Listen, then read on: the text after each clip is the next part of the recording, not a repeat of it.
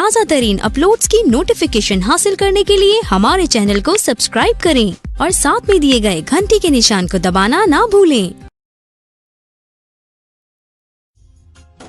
एक समय गिरिराज हिमवान ने अपनी कुल परंपरा की स्थिति और धर्म की वृद्धि के लिए देवताओं तथा पितरों का हित करने की अभिलाषा से अपना विवाह करने की इच्छा की। मुनीश्वर उस अवसर पर संपूर्ण देवता अपने स्वार्थ का विचार करके दिव्य पितरों के पास आकर उनसे प्रसन्नता पूर्वक बोले।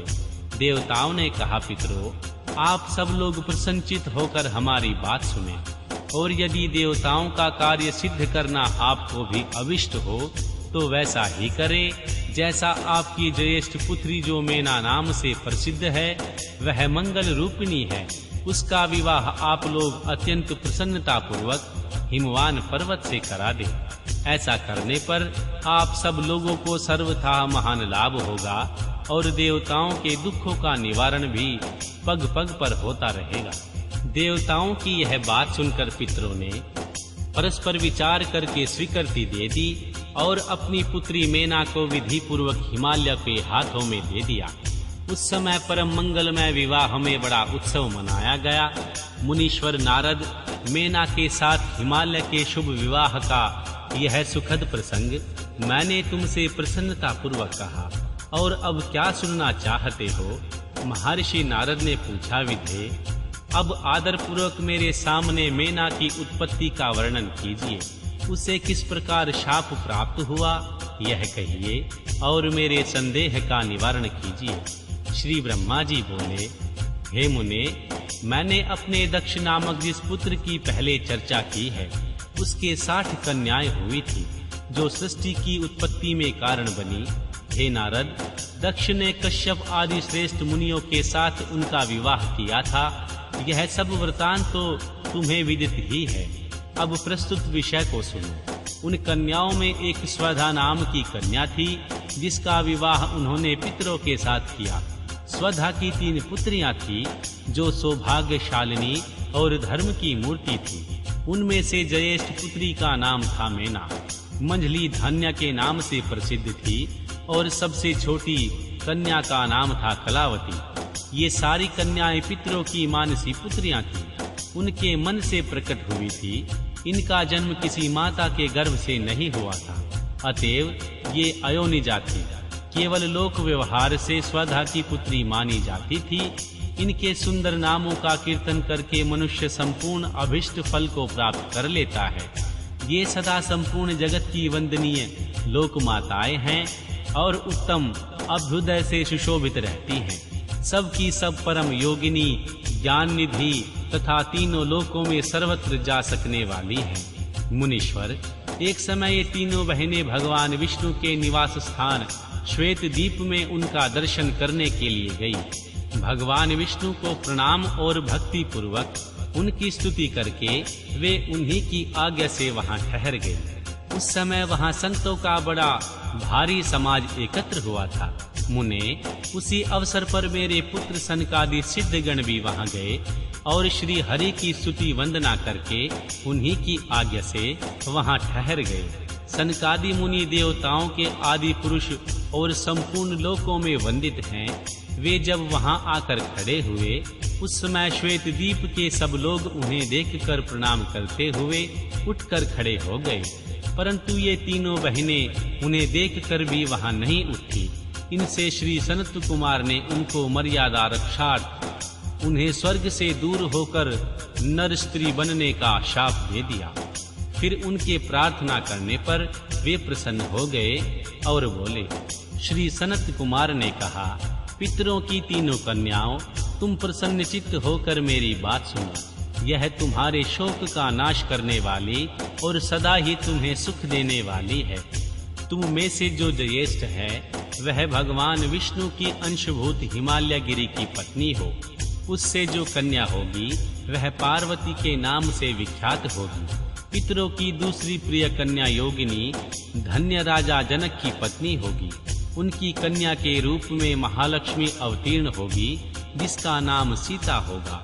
इसी प्रकार पितरों की छोटी पुत्री कलावती द्वापर के अंतिम भाग में वृषभानु वैश्य की पत्नी होगी और उनकी प्रिय पुत्री राधा के नाम से विख्यात होगी। योगिनी मेनका मैना पार्वती जी के वरदान से अपने पति के साथ उसी शरीर से कैलाश नामक परम पद को प्राप्त हो जाएंगी। धान्य तथा उनके पति जनक कुल में उत्पन्न हुए जीवन मुक्त सहयोगी राजा शीरध्वज लक्ष्मी स्वरूपा सीता जी के प्रभाव से वैकुंठ धाम में जाएंगे। वृषभानु के साथ वैवाहिक मंगल कृत्य संपन्न होने के कारण जीवन मुक्त योगिनी कलावती भी अपनी कन्या राधा के साथ गोलोक धाम में जाएगी। इसमें संशय नहीं है। विपत्ति में भी पड़े बिना कहाँ किन की महिमा प्रकट होती है। उत्तम कर्म करने वाले पुण्यात्मा पुरुषों का जब संकट टल जाता है तब उन्हें दुर्लभ सुख की प्राप्ति होती है। अब तुम लोग सदा प्रसन्नता पूर्वक मेरी दूसरी बात भी सुनो, जो सदा सुख देने वाली है। मेना की पुत्री जगदम्बा पार्वती देवी अत्यंत दुस्साह तप करके भगवान शिव की प्रिय पत्नी बनेगी। धान्य की पुत्री सीता भगवान श्री राम जी की पत्नी होगी और लोकाचार का आश्रय ले श्री राम के साथ विहार करेंगे। साक्षात गोलोक धाम में निवास करने वाली राधा ही कलावती की पुत्री होगी। वे गुप्त स्नेह में बनकर श्री कृष्ण की प्रियतमा बनेंगी। श्री ब्रह्मा जी कहते हैं, हे नारद, इस प्रकार शाप के ब्याज से दुर्लभ वरदान देकर सबके द्वारा प्रशंसित भगवान श्री सनत कुमार मुनि ने भाइयों सहित वही अंतर्ध्यान हो गए। तात पितरों की मानसी पुत्री वे तीनों बहनें इस प्रकार शाप मुक्त हो सुख पाकर तुरंत अपने घर को चली आई। अध्याय 1 व 2 देवताओं का हिमालय के पास जाना और उनसे सत्यकृत हो उन्हें उम्राधन की विधि बता स्वयं भी एक सुंदर स्थान में जाकर उनकी स्तुति करना। श्री नारद जी बोले, महामते, आपने मेना के पूर्व जन्म की यह शुभ एवं अद्भुत कथा कही है। उनके विवाह का प्रसंग भी मैंने सुन लिया है। अब आगे के उत्तम चरित्र का वर्णन कीजिए। श्री ब्रह्मा जी ने कहा, हे नारद, जब मेना के साथ विवाह करके हिमवान अपने घर को गए तब तीनों लोक में बड़ा भारी उत्सव मनाया गया। हिमालय भी अत्यंत प्रसन्न हो मेना के साथ अपने सुखदायक सदन में निवास करने लगे। मुने, उस समय श्री विष्णु आदि समस्त देवता और महात्मा मुनि गिरिराज के पास गए। उन सब देवताओं को आया देख महान गिरिराज ने प्रशंसा पूर्वक उन्हें प्रणाम किया और अपने भाग्य की सराहना करते हुए भक्ति भाव से उन सब का आदर सत्कार किया। हाथ जोड़कर मस्तक झुकावे बड़े प्रेम से स्तुति करने को उद्यत हुए। शैलराज के शरीर में महान रोमांच हो गया। उनके नेत्रों से प्रेम के आंसू बहने लगे। मुने, हिमशैल ने प्रसन्न मन से अत्यंत प्रेम पूर्वक प्रणाम किया और विनीत भाव से खड़े हो श्री विष्णु आदि सभी देवताओं से कहा। हिमाचल बोले, आज मेरा जन्म सफल हो गया। आज मेरी बड़ी भारी तपस्या सफल हुई। आज मेरा ज्ञान सफल हुआ और आज मेरी सारी क्रियाएं सफल हो गई। आज मैं धन्य हुआ, मेरी सारी भूमि धन्य हुई, मेरा कुल धन्य हुआ, मेरी स्त्री तथा मेरा सब कुछ धन्य हो गया। इसमें संशय नहीं है, क्योंकि आप सब महान देवता एक साथ मिलकर एक ही समय यहाँ पधारे हैं। मुझे अपना सेवक समझकर प्रसन्नता पूर्वक उचित कार्य के लिए आज्ञा दें। गिरिराज का यह वचन सुनकर वे सब देवता बड़े प्रसन्न हुए और अपने कार्य को सिद्ध मानते हुए बोले। देवताओं ने कहा, महाप्राग हिमाचल, हमारा हितकर वचन सुनो। हम सब लोग जिस कामना के लिए यहाँ आए हैं उसे प्रसन्नता पूर्वक बता रहे हैं। गिरिराज पहले जो जगदम्बा उमा दक्ष कन्या देवी सती के रूप में प्रकट हुई थी और रुद्र पत्नी होकर सुदीर्घ काल तक इस भूतल पर क्रीड़ा करती रही, वे ही अंबिका सती अपने पिता से अनादर पाकर अपनी प्रतिज्ञा का स्मरण करके यज्ञ में शरीर त्याग अपने परम धाम को पधार गई। हिमगिरे, यह कथा लोक में विख्यात है और तुम्हें भी ज्ञात होगी। यदि वे सती पुनः तुम्हारे घर में प्रकट हो जाएं तो देवताओं का महान लाभ हो सकता है।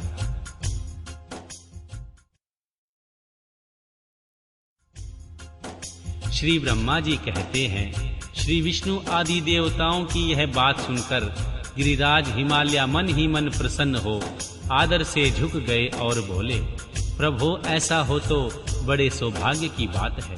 तदनंतर वे देवता उन्हें बड़े आदर से उमा को प्रसन्न करने की विधि बताकर स्वयं सदाशिव पत्नी उमा की शरण में चले गए। एक सुंदर स्थान स्थित हो समस्त देवताओं ने जगदम्बा का स्मरण किया और बारंबार प्रणाम करके वहां श्रद्धा पूर्वक उनकी स्तुति करने लगे। देवता बोले, शिवलोक में निवास करने वाली देवी उमे जगदम्बे, सदाशिव प्रिय दुर्गे, महेश्वरी, हम आपको नमस्कार करते हैं। आप पावन शांत स्वरूप श्री शक्ति, परम पावन पुष्टि हैं। अव्यक्त प्रकृति और महत्व तत्व ये आपके ही रूप हैं। हम भक्ति पूर्वक आपको नमस्कार करते हैं। आप कल्याणमय शिवा हैं। आपके हाथ भी कल्याणकारी हैं। आप शुद्ध, स्थूल, सूक्ष्म और सबका परम आश्रय हैं। अंत विद्या और सुविधा से अत्यंत प्रसन्न रहने वाली आप देवी को हम प्रणाम करते हैं। आप श्रद्धा हैं, आप धृति हैं, आप ही श्री हैं और आप ही सब में व्याप्त रहने वाली देवी हैं। आप ही सूर्य की किरणें हैं और आप ही अपने प्रपंच को प्रकाशित करने वाली हैं। ब्रह्मांड स्वरूप शरीर में और जगत के जीवों में रहकर जो ब्रह्मा से लेकर तृण पर्यंत संपूर्ण जगत की पुष्टि करती हैं, उन आदि देवी को हम नमस्कार करते हैं। आप ही वेद माता गायत्री हैं। आप ही सावित्री और सरस्वती हैं। आप ही संपूर्ण जगत के लिए वर्ता नामक व्रति हैं और आप ही धर्म स्वरूपा वेद त्राई हैं। आप ही संपूर्ण भूतों में निंद्रा बनकर रहती हैं। उनकी क्षुधा और तृप्ति भी आप ही हैं।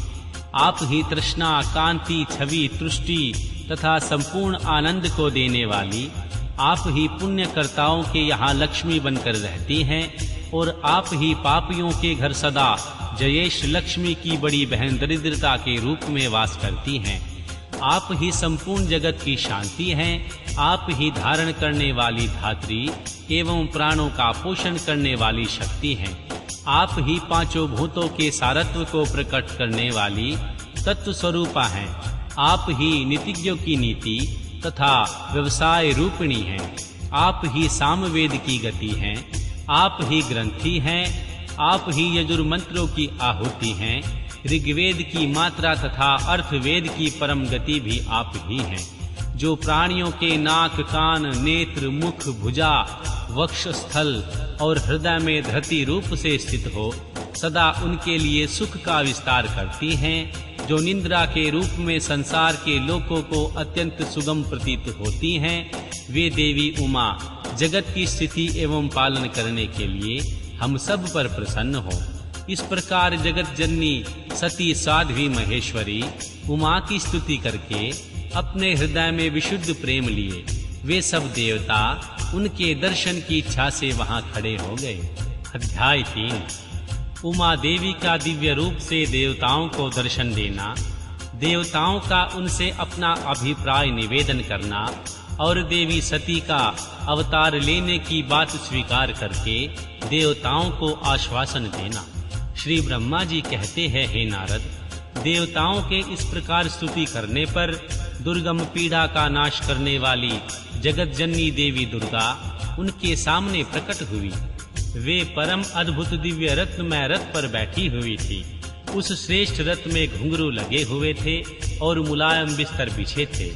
उनके श्री विग्रह का एक एक अंग करोड़ों सूर्यों से भी अधिक प्रकाशमान और रमणीय था। ऐसे अवयवों से वे अत्यंत उद्भासित हो रही थी। सब ओर फैली हुई अपनी तेजो राशि के मध्य भाग से विराजमान थी। उनका रूप बड़ा ही सुंदर था और उनकी छवि की कहीं भी तुलना नहीं की जा सकती थी। सदाशिव के साथ विलास करने वाली उन महामाया की किसी के साथ समानता नहीं थी। शिवलोक में निवास करने वाली वे देवी त्रिविध चिन्हमय गुणों से युक्त थी। प्राकृत गुणों का अभाव होने से उन्हें निर्गुणा भी कहा जाता है। वे नित्य रूपा हैं। वे दुष्टों पर प्रचंड कोप करने के कारण चंडी भी कहलाती हैं, परंतु स्वरूप से शिवा कल्याणमयी है। उनकी संपूर्ण पीड़ाओं का नाश करने वाली तथा संपूर्ण जगत की माता हैं। वे ही प्रलय काल में महानिंद्रा होकर सबको अपने अंक में सुला लेती हैं तथा वे समस्त स्वजनों भक्तों का संसार सागर से उद्धार कर देती हैं। शिवा देवी की तेजो राशि के प्रभाव से देवता उन्हें अच्छी तरह देख ना सके। तब उनके दर्शन की अभिलाषा से देवताओं ने फिर उनका स्तवन किया। तदनंतर दर्शन की इच्छा रखने वाले श्री विष्णु आदि सब देवता उन जगदम्बा की कृपा पाकर वहां उनका सुस्पष्ट दर्शन करने लगे। इसके बाद देवता बोले, अंबिके, महादेवी, हम सदा आपके दास हैं। आप प्रसन्नता पूर्वक हमारा निवेदन सुने। पहले आप दक्ष की पुत्री रूप से अवतीर्ण हो लोक में रुद्रदेव की प्राणवल्लभा हुई थी। उस समय आपने श्री ब्रह्मा जी के तथा दूसरे देवताओं के महान दुख का निवारण किया था।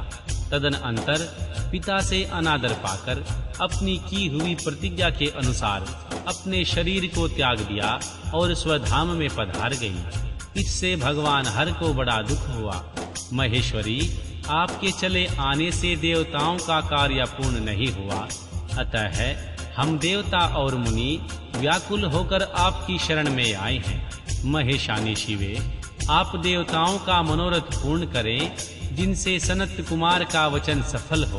देवी, आप भूतल पर अवतीर्ण हो, पुनः रुद्रदेव की पत्नी होइए और यथा योग्य ऐसी लीला कीजिए जिससे देवताओं को सुख प्राप्त हो। देवी, इससे कैलाश पर्वत पर निवास करने वाले रुद्रदेव भी सुखी होंगे। आप ऐसी कृपा करें जिससे सब सुखी हों और सबका सारा दुख नष्ट हो जाए। श्री ब्रह्मा जी कहते हैं, हे नारद, ऐसा कहकर विष्णु आदि सब देवता प्रेम में मग्न हो गए और भक्ति से विनम्र होकर चुपचाप खड़े रहे। देवताओं की यह स्तुति सुनकर शिवा देवी को बड़ी प्रसन्नता हुई। उनके हेतु का विचार करके अपने प्रभु शिव का स्मरण करती हुई भक्त वत्सला दयामयी उमा देवी उस समय विष्णु आदि देवताओं को संबोधित करके हंसकर बोली। उमा ने कहा, हे हरे, हे विधे और हे देवताओं तथा मुनियों, तुम सब लोग मन से व्यथा को निकाल दो और मेरी बात सुनो। मैं तुम पर प्रसन्न हूँ, इसमें संशय नहीं है। सब लोग अपने अपने स्थान को जाओ और चिरकाल तक सुखी रहो। मैं अवतार ले मैना की पुत्री होकर उन्हें सुख दूंगी और रुद्रदेव की पत्नी होंगी। यह मेरा अत्यंत गुप्त मत है। भगवान शिव की लीला अद्भुत है, वह ज्ञानियों को भी मोह में डालने वाली है। देवताओं उस यज्ञ में जाकर पिता के द्वारा अपने स्वामी का अनादर देख जब मैंने दक्ष जनित शरीर को त्याग दिया, तभी से वे मेरे स्वामी कालाग्नि रुद्रदेव तत्काल दिगंबर हो गए और वे मेरी ही चिंता में डूबे रहते हैं। उनके मन में यह विचार उठा करता है, धर्म को जानने वाली सती मेरा रोष देखकर पिता के यज्ञ में गई और वहां मेरा अनादर देख मुझ में प्रेम होने के कारण उसने अपना शरीर त्याग दिया। यही सोचकर वे बार बार छोड़ अलौकिक वेश धारण करके योगी हो गए। मेरी स्वरूप भूता देवी सती के वियोग को वे महेश्वर सहन नहीं कर सके। देवताओं, भगवान रुद्र की भी यह अत्यंत इच्छा है कि भूतल पर मैना और हिमाचल के घर में मेरा अवतार हो, क्योंकि वे पुनः मेरा पानी ग्रहण करने की अधिक अभिलाषा रखते हैं। अतः मैं रुद्रदेव के संतोष के लिए अवतार लूंगी और लौकिक गति का आश्रय लेकर हिमालय पत्नी मैना की पुत्री होंगी। श्री ब्रह्मा जी कहते हैं, हे नारद, माँ जगदम्बा शिवा उस समय समस्त देवताओं के देखते देखते ही अदृश्य हो गई और तुरंत अपने लोक में चली गई। तदनंतर हर्ष से भरे हुए श्री विष्णु आदि समस्त देवता और मुनि उस दिशा को प्रणाम करके अपने अपने धाम को चले गए।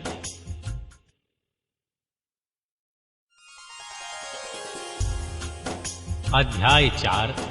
मैना को प्रत्यक्ष दर्शन देकर शिवा देवी का उन्हें अभिष्ट वरदान से संतुष्ट करना तथा मैना से मैनाक का जन्म। श्री नारद जी ने पूछा, पिताजी, जब देवी दुर्गा अंतर्ध्यान हो गई और देवगण अपने अपने धाम को चले गए। इसके बाद क्या हुआ? श्री ब्रह्मा जी ने कहा, मेरे पुत्रों में श्रेष्ठ प्रियवर नारद, जब भगवान विष्णु आदि देव समुदाय हिमालय और मैना देवी की आराधना का उपदेश देकर चले गए, तब गिरिराज हिमाचल और मैना दोनों दंपत्ति ने बड़ी भारी तपस्या आरंभ की। वे दिन रात शंभु और शिवा का चिंतन करते हुए भक्ति युक्त चित्त से नित्य उनकी सम्यक रीति से आराधना करने लगे। हिमवान की पत्नी मैना बड़ी प्रसन्नता से भगवान शिव सहित शिवा देवी की पूजा करने में लगी रहती। वे उन्हीं के संतोष के लिए सदा ब्राह्मणों को दान देती और मन में संतान की कामना ले चैत्र मास के आरंभ से लेकर 27 वर्षों तक प्रतिदिन तत्परता पूर्वक शिवा देवी की पूजा और आराधना में लगी रही। वे अष्टमी को उपवास करके नवमी को लड्डू, बाली सामग्री, पिट्ठी, खीर और गंध पुष्प आदि देवी को भेंट करती थी। गंगा के किनारे औषध प्रस्थ में उमा की मिट्टी की मूर्ति बनाकर नाना प्रकार की वस्तुएं समर्पित करके उनकी पूजा करती थी। मैना देवी कभी निराहार रहती, कभी व्रत के नियमों का पालन करती, कभी जल पीकर रहती और कभी हवा पीकर ही रह जाती थी।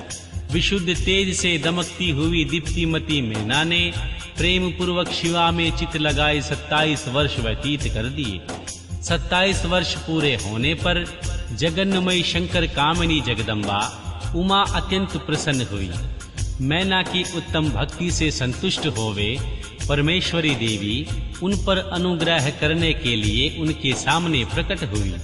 तेजो मंडल के बीच में विराजमान तथा दिव्य अवयवों से संयुक्त उमा देवी प्रत्यक्ष दर्शन दे मैना से हंसती हुई बोली। देवी ने कहा, गिरिराज नंदिनी हिमालय की रानी महासाध्वी मैना, मैं तुम्हारी तपस्या से बहुत प्रसन्न हूँ। तुम्हारे मन में जो अभिलाषा हो उसे कहो। मैना, तुम्हारे तपस्या व्रत और समाधि के द्वारा जिस जिस वस्तु के लिए प्रार्थना की है वह सब मैं तुम्हें दूंगी। तब मैना ने प्रत्यक्ष प्रकट करते हुए कालिका देवी को देखकर प्रणाम किया और इस प्रकार कहा। मैना बोली, देवी, इस समय मुझे आपके रूप का प्रत्यक्ष दर्शन हुआ है, अतः मैं आपकी स्तुति करना चाहती हूँ। कालिके, इसके लिए आप प्रसन्न हो। श्री ब्रह्मा जी कहते हैं, हे नारद, मैना के ऐसा कहने पर सर्वमोहिनी कालिका देवी ने मन में अत्यंत प्रसन्न हो अपनी दोनों बाहों से खींचकर मैना को हृदय से लगा लिया। इसने उन्हें तत्काल महाज्ञान की प्राप्ति हो गई। फिर तो मैना देवी प्रिय वचनों द्वारा भक्ति भाव से अपने सामने खड़ी हुई कालिका की स्तुति करने लगी। मैना बोली, जो महामाया जगत को धारण करने वाली, चंडिका लोक धारिणी तथा संपूर्ण मनोवांछित पदार्थों को देने वाली हैं, उन महादेवी को मैं प्रणाम करती हूँ। जो नित्य आनंद प्रदान करने वाली माया योग निंद्रा जगत जननी तथा सुंदर कमलों की माला से अलंकृत है, उन नित्य सिद्धा उमा देवी को मैं नमस्कार करती हूँ। जो सबकी माता ही नित्य आनंदमयी, भक्तों के शोक का नाश करने वाली तथा कल्प पर्यंत नारियों एवं प्राणियों की बुद्धि रूपिणी है, उन देवी को मैं प्रणाम करती हूँ। आप यतियों के अज्ञानमय बंधन के नाश की हेतु भूता ब्रह्म विद्या हैं, फिर मुझ जैसी नारियां आपके प्रभाव का क्या वर्णन कर सकती हैं। अर्थवेद की जो हिंसा, मारण आदि का प्रयोग है वह आप ही हैं। देवी, आप मेरे अभिष्ट फल को सदा प्रदान कीजिए। भावहीन, आकार रहित तथा अदृश्य नित्य नित्य तन्य मात्राओं से आप ही 5 भूतों के समुदाय को संयुक्त करती हैं। आप ही उनकी शाश्वत शक्ति हैं। आपका स्वरूप नित्य है। आप समय समय पर योग युक्त एवं सामर्थ नारी के रूप में प्रकट होती हैं। आप ही जगत की योनि और आधार शक्ति हैं। आप ही प्राकृत तत्वों से परे नित्य प्रकृति भी कही गई है। जिनके द्वारा श्री ब्रह्मा के स्वरूप को वश में किया जाता है, वह नित्य विद्या आप ही हैं। माता, आज मुझ पर प्रसन्न होइए। आप ही अग्नि के भीतर व्याप्त उग्र दाहिका शक्ति हैं। आप ही सूर्य की किरणों में स्थित प्रकाशिका शक्ति हैं। चंद्रमा में जो आहार्द आदि का शक्ति है वह भी आप ही हैं। ऐसी आप चंडी देवी का मैं स्तवन और वंदन करती हूँ। आप स्त्रियों को बहुत प्रिय हैं। उद्धर्व रेता, ब्रह्मचारियों की ध्येय भूता, नित्य ब्रह्म शक्ति भी आप ही हैं। संपूर्ण जगत की वांछा तथा श्री हरि की माया भी आप ही हैं। जो देवी इच्छानुसार रूप धारण करके सृष्टि पालन और संहारमयी हो उन कार्यों का संपादन करती है तथा श्री ब्रह्मा, श्री विष्णु एवं श्री रुद्र के शरीर की हेतु भूता हैं, वे आप ही हैं। देवी, आज मुझ पर प्रसन्न हो। आपको पुनः मेरा नमस्कार है। श्री ब्रह्मा जी कहते हैं, हे नारद, मैना के इस प्रकार स्तुति करने पर दुर्गा कालिका ने पुनः मैना देवी से कहा, तुम अपना मनोवांछित वर मांग लो। हिमाचल प्रिय, तुम मुझे प्राणों के समान प्यारी हो। तुम्हारी जो इच्छा हो वह मांगो, उसे मैं निश्चय ही दे दूंगी। तुम्हारे लिए मुझे कुछ भी अदेय नहीं है। महेश्वरी उमा का यह अमृत के समान मधुर वचन सुनकर हिमगिरी कामनी मैना बहुत संतुष्ट हुई और इस प्रकार बोली, शिवे, आपकी जय हो, आपकी जय हो। उत्कृष्ट ज्ञान वाली महेश्वरी जगदम्बिके, यदि मैं वर पाने के योग्य हूँ तो फिर आपसे श्रेष्ठ वर मांगती हूँ। जगदम्बे, पहले मुझे 100 पुत्र हों, उन सब की बड़ी आयु हो, वे बल पराक्रम से युक्त तथा ऋषि सिद्धि से संपन्न हो। उन पुत्रों के पश्चात मेरी एक पुत्री हो, जो स्वरूप और गुणों से सुशोभित होने वाली हो। वह दोनों कुलों को आनंद देने वाली तथा तीनों लोकों में पूजित हो। जगदम्बिके शिवे, आप ही देवताओं का कार्य सिद्ध करने के लिए मेरी पुत्री तथा रुद्रदेव की पत्नी होगी। तदनुसार लीला कीजिए। श्री ब्रह्मा जी कहते हैं, हे नारद, मैना की यह बात सुनकर प्रसन्न हृदया देवी उमा ने उनके मनोरथ को पूर्ण करने के लिए मुस्कुरा कर कहा। देवी बोली, पहले तुम्हें 100 बलवान पुत्र प्राप्त होंगे। उनमें भी एक सबसे अधिक बलवान और प्रधान होगा, जो सबसे पहले उत्पन्न होगा। तुम्हारी भक्ति से संतुष्ट हो मैं स्वयं तुम्हारे यहाँ पुत्री के रूप में अवतीर्ण होंगी और समस्त देवताओं से सेवित हो उनका कार्य सिद्ध करूंगी। ऐसा कहकर जगद्धात्री परमेश्वरी कालिका शिवा मैना के देखते देखते वहीं अदृश्य हो गई। तात, महेश्वरी से अभिष्ट वर पाकर मैना को भी अपार हर्ष हुआ और उनका तपस्या जनित सारा क्लेश नष्ट हो गया। मुने, फिर काल क्रम में मैना के गर्भ रहा और वह प्रतिदिन बढ़ने लगा। समय अनुसार एक उत्तम पुत्र को जन्म दिया, जिसका नाम मैनाक था। उसने समुद्र के साथ उत्तम मैत्री बांधी। वह अद्भुत पर्वत नागवधों के उपभोग का स्थल बना हुआ है। उसके समस्त अंग श्रेष्ठ हैं। हिमालय के 100 पुत्रों में वह सबसे श्रेष्ठ और महान बल पराक्रम से संपन्न है। अपने से या अपने बाद प्रकट हुए समस्त पर्वतों में एकमात्र मैनाक ही पर्वतराज के पद पर प्रतिष्ठित है।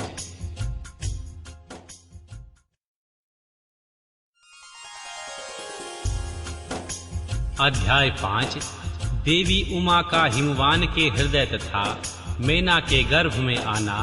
गर्भ अवस्था देवी का देवताओं द्वारा स्तवन। उनका दिव्य रूप में प्रादुर्भाव। माता मैना से बातचीत तथा नवजात कन्या के रूप में परिवर्तित होना। श्री ब्रह्मा जी कहते हैं, हे नारद, तदनंतर मैना और हिमालय आदर पूर्वक देव कार्य की सिद्धि के लिए कन्या प्राप्ति हेतु वहां जगत जननी भगवती उमा का चिंतन करने लगे, जो प्रसन्न होने पर संपूर्ण अविष्ट वस्तुओं को देने वाली हैं। वे महेश्वरी उमा अपने पूर्ण अंश से गिरिराज हिमवान के चित्त में प्रविष्ट हुई। इससे उनके शरीर में अपूर्व एवं सुंदर प्रभाव उतर आए। वे आनंद मग्न हो अत्यंत प्रकाशित होने लगे। उस अद्भुत तेजो राशि से संपन्न महामाना हिमालय अग्नि के समान अदृश्य हो गए। तत्पश्चात सुंदर कल्याणकारी समय में गिरिराज हिमालय ने अपनी प्रिया मैना के उदर में शिवा के उत्तम परिपूर्ण अंश का आधान किया। इस तरह गिरिराज की पत्नी मैना ने हिमवान के हृदय में विराजमान करुणा निधान देवी की कृपा से सुखदायक गर्भ धारण किया। संपूर्ण जगत की निवास भूता देवी के गर्भ में आने से गिरिराज प्रिया मैना सदा तेजोमंडल के बीच स्थित होकर अधिक शोभा पाने लगी। अपनी प्रिया शोभांगी मैना को देखकर गिरिराज हिमवान बड़ी प्रसन्नता का अनुभव करने लगे। गर्भ में मां जगदम्बा के आ जाने से वे महान तेज से संपन्न हो गई थी। मुने उस अवसर में श्री विष्णु आदि देवता और मुनियों ने वहां आकर गर्भ में निवास करने वाली देवी शिवा की स्तुति की और तदनंतर महेश्वरी की नाना प्रकार से स्तुति करके प्रसन्नचित्त हुए वे सब देवता अपने अपने धाम को चले गए।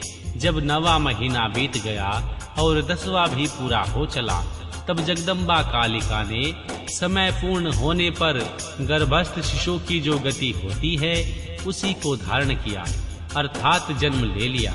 उस समय अवसर पर आधाशक्ति सती साध्वी शिवा पहले मैना के सामने ही अपने रूप में प्रकट हुई। वसंत ऋतु में चैत्र मास की 9वीं तिथि को मृगशिरा नक्षत्र में आधी रात के समय चंद्रमंडल से आकाश गंगा की भांति मैना ने उदर देवी से शिवा का ही अपने रूप में प्रादुर्भाव हुआ। उस समय संपूर्ण संसार में प्रसन्नता छा गई। अनुकूल हवा चलने लगी जो सुंदर सुगंधित एवं गंभीर थी। उस समय जल की वर्षा के साथ फूलों की वृष्टि हुई। भगवान विष्णु आदि सब देवता वहां आ गए। सबने सुखी होकर प्रसन्नता के साथ मां जगदम्बा के दर्शन किए और शिवलोक में निवास करने वाली दिव्य रूपा महामाया शिव कामिनी मंगलमयी कालिका माता का स्तवन किया। हे नारद, जब देवता लोग स्तुति करके चले गए, तब मैना उस समय प्रकट हुई नील कमल दल के समान कांति वाली श्यामवर्णा देवी को देखकर अतिशय आनंद का अनुभव करने लगी।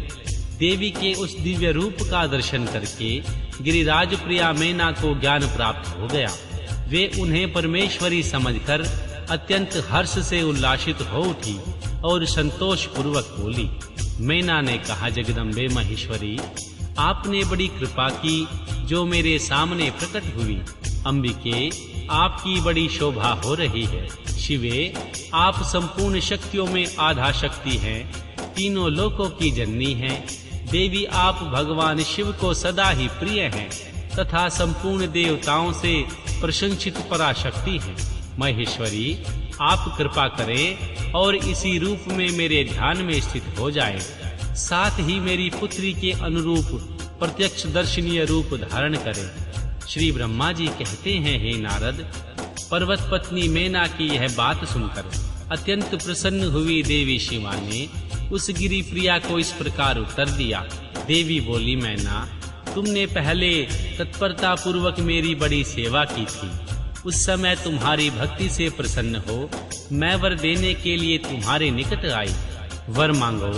मेरी इस वाणी को सुनकर तुमने जो वर मांगा वह इस प्रकार है, महादेवी, आप मेरी पुत्री हो जाए और देवताओं का हित साधन करें। तब मैंने तथास्तु कहकर तुम्हें सादर वर दे दिया था और मैं अपने धाम को चली गई। गिरिजा कामिनी, उस वर के अनुसार समय पाकर आज मैं तुम्हारी पुत्री हो गई हूँ। आज मैंने जो दिव्य रूप का दर्शन कराया है, इसका उद्देश्य इतना ही है, तुम्हें मेरे स्वरूप का स्मरण हो जाए, अन्यथा मनुष्य रूप में प्रकट होने पर मेरे विषय में तुम अनजान ही बनी रहती। अब तुम दोनों दंपत्ति पुत्री भाव से अथवा दिव्य भाव से मेरा निरंतर चिंतन करते हुए मुझ में स्नेह रखो। इससे मेरी उत्तम गति प्राप्त होगी। मैं पृथ्वी पर अद्भुत लीला करके देवताओं का कार्य सिद्ध करूंगी। भगवान शंभु की पत्नी होंगी और सज्जनों का संकट से उद्धार करूंगी। ऐसा कहकर जगत माता शिवा चुप हो गई और उसी क्षण माता के देखते देखते प्रसन्नता पूर्वक नवजात पुत्री के रूप में परिवर्तित हो गई। अध्याय 6 देवी पार्वती का नामकरण और विद्या अध्ययन। महर्षि नारद का हिमवान के यहाँ जाना। देवी पार्वती का हाथ देखकर भावी फल बताना। चिंतित हुए हिमवान को आश्वासन दे देवी पार्वती का विवाह भगवान शंकर के साथ करने को कहना और उनके संदेह का निवारण करना। श्री ब्रह्मा जी कहते हैं, हे नारद, मैना के सामने महातेजस्विनी कन्या होकर लौकिक गति का आश्रय ले वह रोने लगी। उसका मनोहर रुदन सुनकर घर की सब स्त्रियां हर्ष से खिल उठी और वेग से प्रसन्नता पूर्वक वहां आ पहुंची। नील कमल दल के समान श्याम कांति वाली उस समय परम तेजस्विनी और मनोरम कन्या को देखकर गिरिराज हिमालय अतिशय आनंद में निमग्न हो गए। तदनंतर सुंदर मुहूर्त में मुनियों के साथ हिमवान ने अपनी पुत्री के काली आदि सुखदायक नाम रखे। देवी शिवा गिरिराज के भवन में दिनों दिन बढ़ने लगी। ठीक उसी तरह जैसे वर्षा के जल में गंगा जी की जल राशि और शरद ऋतु के शुक्ल पक्ष में चांदनी बढ़ती है, सुशीलता आदि गुणों से संयुक्त तथा बंधु जनों की प्यारी उस कन्या को कुटुंब के लोग अपने कुल के अनुरूप पार्वती नाम से पुकारने लगे। माता ने कालिका को उमा अरि तपस्या मत कर कहकर तप करने से रोका था। मुने इसलिए वह सुंदर मुख वाली गिरिजा नंदिनी आगे चलकर लोक में उमा के नाम से विख्यात हो गई। महर्षि नारद तदनंतर जब विद्या के उपदेश का समय आया, तब देवी शिवा अपने चित्त को एकाग्र करके बड़ी प्रसन्नता के साथ श्रेष्ठ गुरु से विद्या पढ़ने लगी। पूर्व जन्म की सारी विद्याएं उन्हें उसी तरह प्राप्त हो गई जैसे शरद काल में हंसों की पात अपने आप स्वर गंगा के तट पर पहुंच जाती है और रात्रि में अपना प्रकाश स्वतः महाऔषधियों को प्राप्त हो जाता है। मुने इस प्रकार मैंने शिवा की एक लीला का वर्णन किया है। अब एक अन्य लीला का वर्णन करूंगा, ध्यान देकर सुनो। एक समय की बात है जब तुम भगवान शिव की प्रेरणा से प्रसन्नता पूर्वक हिमाचल के घर गए। मुने तुम शिव तत्व के ज्ञाता और उनकी लीला के जानकारों में श्रेष्ठ हो। हे नारद, गिरिराज हिमालय ने तुम्हें घर पर आया देखकर तुम्हें प्रणाम किया और तुम्हारी पूजा की। अपनी पुत्री को बुलाकर तुम्हारे चरणों में प्रणाम करवाया। मुनीश्वर फिर स्वयं ही तुम्हें नमस्कार करके हिमाचल ने अपने सौभाग्य की सराहना की और अत्यंत मस्तक झुकाकर हाथ जोड़कर तुमसे कहा। हिमालय बोले, हे मुने नारद, ब्रह्मपुत्रों में श्रेष्ठ ज्ञानवान प्रभु, आप सर्वज्ञ हैं और कृपा पूर्वक दूसरों के उपकार में लगे रहते हैं। मेरी पुत्री की जन्म कुंडली में जो गुण दोष हों उसे बताइए। मेरी बेटी किसकी सौभाग्यवती प्रिया पत्नी होगी? श्री ब्रह्मा जी कहते हैं, मुनि श्रेष्ठ, तुम बातचीत में कुशल और कौतुकी तो हो ही। गिरिराज हिमालय के ऐसा कहने पर तुमने कालिका का हाथ देखा। उनके संपूर्ण अंगों पर विशेष रूप से दृष्टिपात करके हिमालय ने इस प्रकार कहना आरंभ किया। श्री नारद जी बोले, शैलराज और मैना, आपकी यह पुत्री चंद्रमा की आदि कला के समान बड़ी है। समस्त शुभ लक्षण इसके अंगों की शोभा पाते हैं। यह अपने पति के अत्यंत सुखदायिनी होगी और माता पिता की भी कीर्ति बढ़ाएगी। संसार की समस्त नारियों में यह परम साध्वी और स्वजनों को सदा महान आनंद देने वाली होगी। गिरिराज, तुम्हारी पुत्री के हाथ में सब उत्तम लक्षण विद्यमान हैं। केवल एक रेखा विलक्षण है, उसका यथार्थ फल सुनो। इसे ऐसा प्रतीत होता है जो योगी नंग धड़ंग रहने वाला निर्गुण और निष्काम होगा।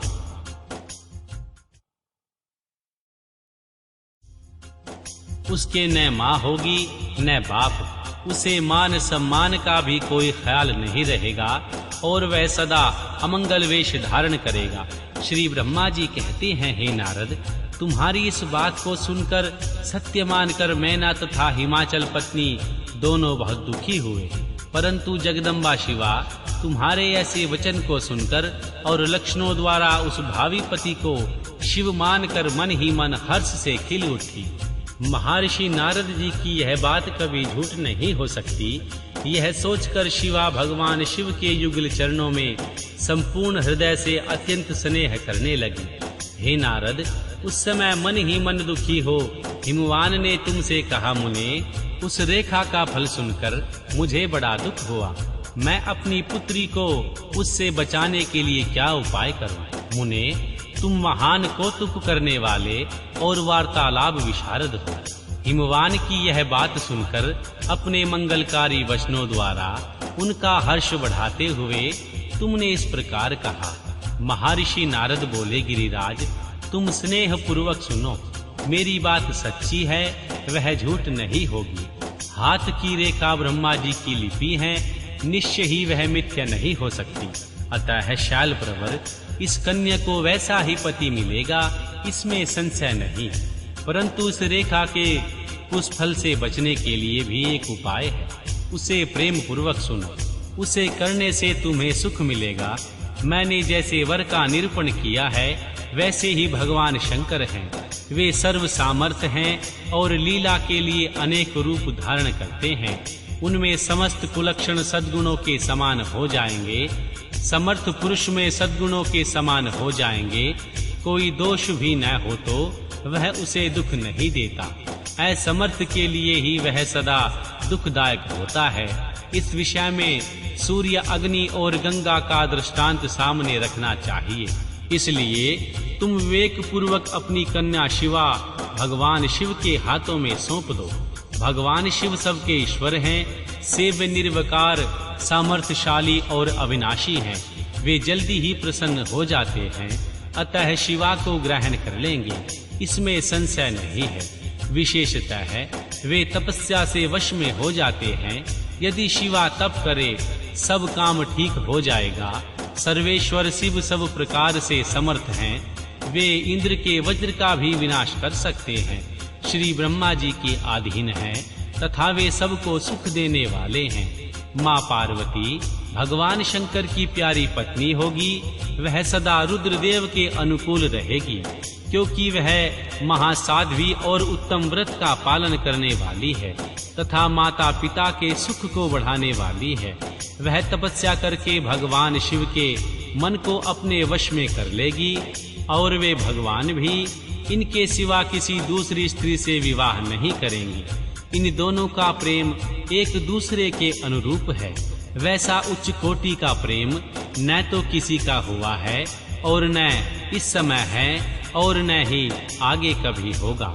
गिरिश्रेष्ठ, इन्हें देवताओं के कार्य करने हैं। उनके जो काम नष्ट प्राय हो गए हैं, उन सब का इनके द्वारा पुनः उज्जीवन या उद्धार होगा।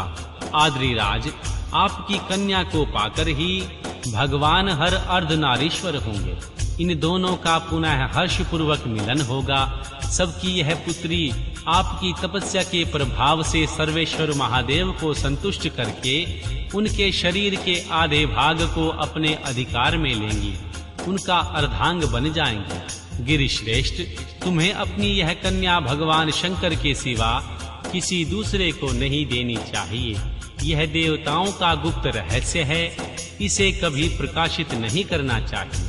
हिमालय ने कहा, ज्ञानी मुने नारद, मैं आपको एक बात बता रहा हूँ, उसे प्रेम पूर्वक सुनिए और आनंद का अनुभव कीजिए। सुना जाता है महादेव जी सब प्रकार की आसक्तियों का त्याग करके अपने मन को संयम में रखते हुए नित्य तपस्या करते हैं।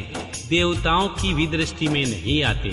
देव ऋषि ध्यान मार्ग में स्थित हुए वे भगवान शंभु पार ब्रह्म में लगे हुए हैं। अपने मन को कैसे हटाएंगे, ध्यान छोड़कर विवाह करने को कैसे उद्यत होंगे, इस विषय में मुझे महान संदेह है। दीपक की लौ के समान प्रकाशमान अविनाशी, प्रकृति से परे, निर्विकार, निर्गुण, सगुण, निर्विशेष और निरीह जो पार ब्रह्म है, वही उनका अपना सदाशिव नामक स्वरूप है।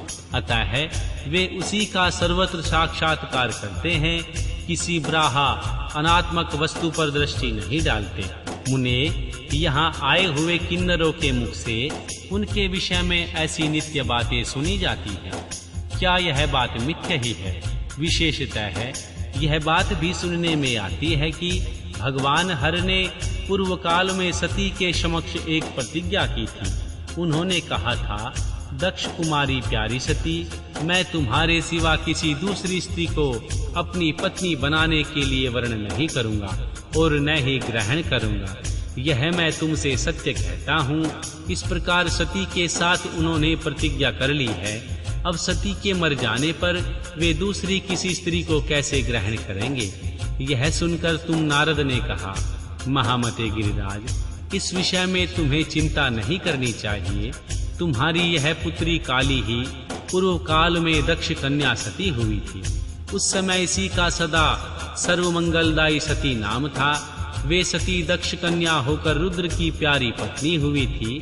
उन्होंने पिता के यज्ञ में अनादर पाकर भगवान शंकर का भी अपमान हुआ देख क्रोध पूर्वक अपने शरीर को त्याग दिया था। वे ही सती फिर तुम्हारे घर में उत्पन्न हुई। तुम्हारी पुत्री साक्षात जगदम्बा शिवा ही है। यह माँ पार्वती भगवान हर की पत्नी होगी, इसमें संशय नहीं है। महर्षि नारद, ये सब बातें तुमने हिमवान को विस्तार पूर्वक बताई। माँ पार्वती का वह पूर्ण रूप और चरित्र प्रीति को बढ़ाने वाला काली के उस पूर्ण वृतांत को तुम्हारे मुख से सुनकर हिमवान अपनी पत्नी और पुत्री के साथ तत्काल संदेह रहित हो गए।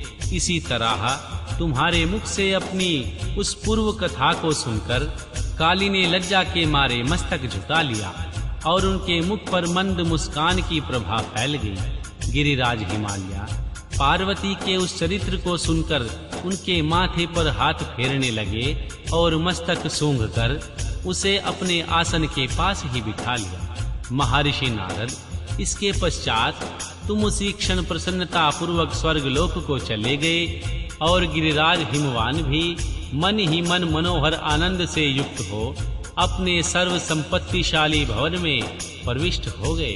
अध्याय 7 व 8 मैना और हिमालय की बातचीत। माँ पार्वती तथा हिमवान के स्वप्न तथा भगवान शिव से मंगल ग्रह की उत्पत्ति का प्रसंग। श्री ब्रह्मा जी कहते हैं, हे नारद, जब तुम स्वर्गलोक को चले गए तब से कुछ काल और व्यतीत हो जाने पर एक दिन मैना ने हिमवान के निकट जाकर उन्हें प्रणाम किया। फिर खड़ी हो गिरिकामिनी मैना अपने पति से विनय पूर्वक बोली। मैना ने कहा, प्रजानाथ, उस दिन नारद मुनि ने जो बात कही थी उसको स्त्री भाव के कारण मैंने अच्छी तरह नहीं समझा। मेरी तो यह प्रार्थना है कि आप कन्या का विवाह किसी सुंदर वर के साथ कर दीजिए। वह विवाह सर्वथा अपूर्व सुख देने वाला होगा। गिरिजा का वर शुभ लक्षणों से संपन्न और कुलीन होना चाहिए। मेरी बेटी मुझे प्राणों से भी अधिक प्रिय है। वह उत्तम वर पाकर जिस प्रकार भी प्रसन्न और सुखी हो सके वैसा ही कीजिए। आपको मेरा नमस्कार है। ऐसा कहकर मैना अपने पति के चरणों पर गिर पड़ी।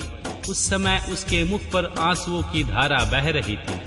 प्राज्ञ शिरोमणि हिमवान ने उन्हें उठाया और यथावत समझाना आरंभ किया। हिमालय बोले, देवी मैनके, मैं यथार्थ और तत्व की बात बताता हूँ। भ्रम छोड़ो, मुनि की बात कभी झूठी नहीं हो सकती। यदि बेटी पर तुम्हें स्नेह है तो फिर उसे सदा शिक्षा दो कि वह भक्ति पूर्वक सुस्थिर हो भगवान शंकर के लिए तप करे। मैना के आदि भगवान शिव प्रसन्न होकर काली का पानी ग्रहण कर लेते हैं तो सब शुभ ही होगा। श्री नारद जी का बताया हुआ अमंगल या अशुभ नष्ट हो जाएगा।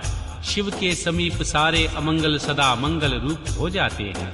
इसलिए तुम पुत्री को शिव की प्राप्ति के लिए तपस्या करने को शीघ्र आज्ञा दो। श्री ब्रह्मा जी कहते हैं, हे नारद, हिमवान की यह बात सुनकर मैना को बड़ी प्रसन्नता हुई। वे तपस्या में रुचि उत्पन्न करने के लिए पुत्री को उपदेश देने के निमित्त उनके पास गई, परंतु बेटी के सुकुमार अंग पर दृष्टिपात करके मैना के मन में बड़ी व्यथा हुई।